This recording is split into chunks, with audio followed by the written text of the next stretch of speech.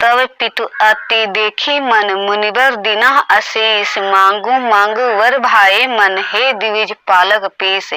मन में तुम्हारे पिता का अधिक बल देखकर मुनि ने आशीर्वाद देकर कहा, हे द्विज पालक कपिराज, जो मन में भावे सो वर मांगो। सानुकूल तपसी कह जानी, बोलत तात जुबती जुग पानी। जो प्रसन्न मों पर भगवाना, पुत्र देहूं बल मरुते समाना। ऋषि को प्रसन्न जानकर तुम्हारे पिता दोनों हाथ जोड़कर बोले, हे भगवान, जो आप मुझ पर प्रसन्न हो तो मरुत के समान बलि पुत्र दीजिए। एवमस्तु कही तब ऋषि गयऊ, आगे चरित सुनहु जस भयऊ। माता तोरी अंजनी सती, रूपे अपार नहीं नहीं रती। एवं मस्तु कहकर ऋषि चले गए। अब आगे का वृतांत जैसा हुआ सो सुनो। तुम्हारी माता अंजनी थी, उनका रूप रति से भी उत्तम था। नव सती साजी श्रृंगार बनाई, बैठी शिखर शैल चह आई। त्रिविध समीर बहे सुखदाई, निरखत बन शोभा अधिकाई। वे 16 श्रृंगार करके पर्वत के शिखर पर आ बैठे।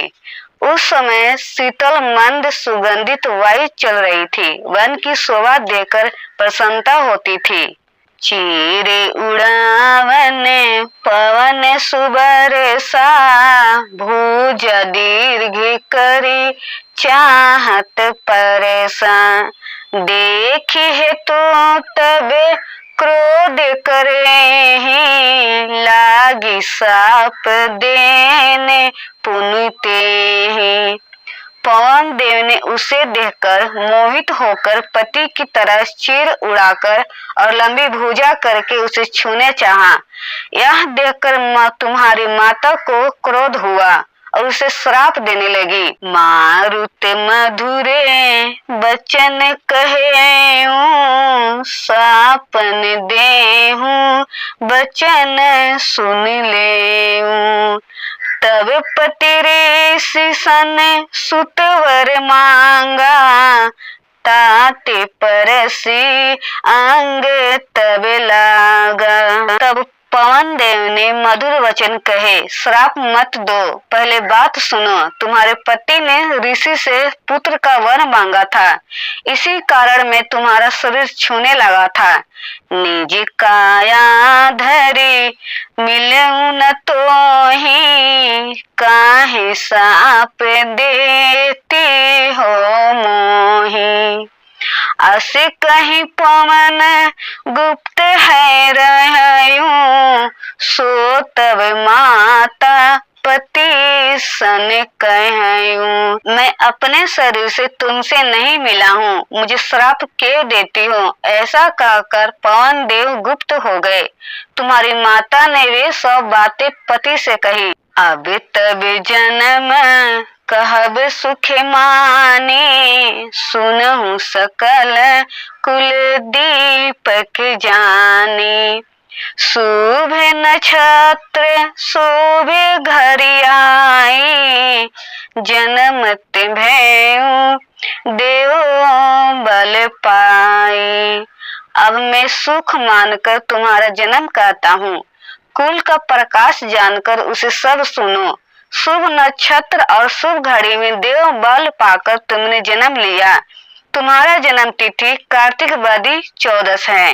पुण्य वरदान पवन कर दरसा, बिरजित हुई पिता कर परसा। उदित भय दंपति सुखी मोहन, करहि के लिए वन में मन मोन। फिर पवन देव ने वरदान दिया, हाथ स्पर्श किया और कहा कि तुम मेरे समान बलि होगे। तुम्हारे उत्पन्न होने से दोनों दंपति सुख मानकर वन में मनमाहा विहार करते रहोगे। एक दिवस माता की गोदा करते रहे पे पाने विनोदा। देखूं अरुण बंधु धविलाला तर की आकाश गयो तत्काला।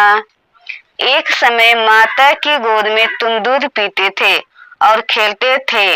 प्रातः काल के लाल वर्ण सूर्य की शोभा देखकर किलकारी मारकर शीघ्रता से आकाश में उछल गए।